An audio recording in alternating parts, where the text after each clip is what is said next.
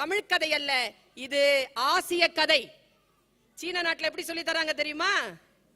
இங்க பாருங்க, நம்ம கத்துக்க வேண்டியது அவங்க கிட்ட இருந்து இருக்கு பாருங்க. எப்பொழுது வேண்டுமானாலும் எங்கிருந்து வேண்டுமானாலும் கற்றுக்கொள்ளலாம் தானே. தமிழ் அந்த பரப்பளவை கொண்டது தானே.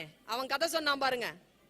காக்கா காக்கான்னு ஒரு காக்கா இருந்தது சீன நாட்டுல. காக்காவுக்கு பசிச்சுது. பசிச்ச காக்கா என்ன தெரியுமா பண்ணுச்சு? நேரா போய் பாட்டி கிட்ட உக்காந்துச்சு. அந்த பாட்டியும் வடை தான் சுட்டா. போய் உக்காந்து அந்த பாட்டி கிட்ட, காக்கா பாட்டி எனக்கு பசிக்குது, ஒரு வடை குடுன்னு கேட்டுச்சு. கதை எப்படி கொண்டு போறான் பாருங்க. முதல்ல பசி, அப்புறமா அறிமுகம் செய்கிறான் நேர்மை.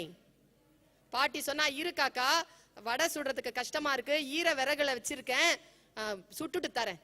உடனே யோசிக்குது காக்கா, நமக்கு ஹெல்ப் பண்றேன்னு சொல்ற பாட்டிக்கு நாம ஹெல்ப் பண்ணலாமே, நமக்கு தான் கூடு கட்ட தெரியுமே என்று போய் காய்ந்த சுள்ளிகளை கொண்டு வந்து போட்டது காக்கை. அடுத்ததாக குழந்தைக்கு அறிமுகம் செய்கிறார்கள் உழைப்பு. சரியா? உழைத்து விட்டு காக்கை உட்கார்ந்து இருக்கிறது. பாட்டி வடைய சுடுறா. மறந்துடக்கூடாது, சீன நாடு கம்யூனிச நாடு.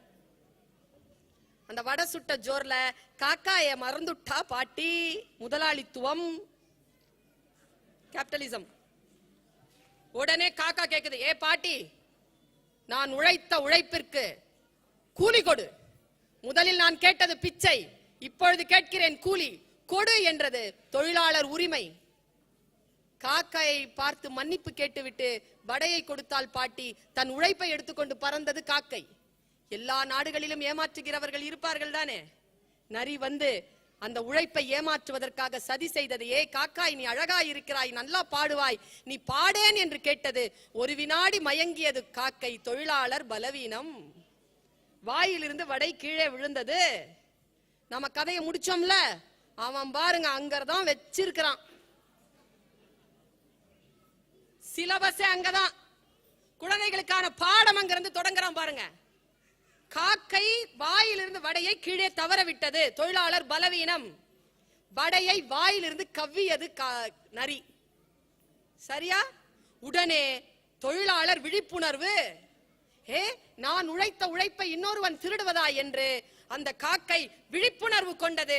உடனே கா கா என்று கத்தியது. அந்த கத்தலுக்கு 1000 காக்கைகள் வந்து அந்த காட்டிலே கூடின. யூனியன். கதை எப்படி தெரியுமா முடிச்சான்? 1000 காக்கைகள் கூடினா நம்ம முடிச்சிருப்போம். கம்யூனிசம் இல்லையா? அன்றைக்கு அந்த காட்டில் அந்த ஒரு காக்காய்க்கு தான் இழந்த உழைப்பின் வடை மட்டும் திரும்பி கிடைக்கவில்லை.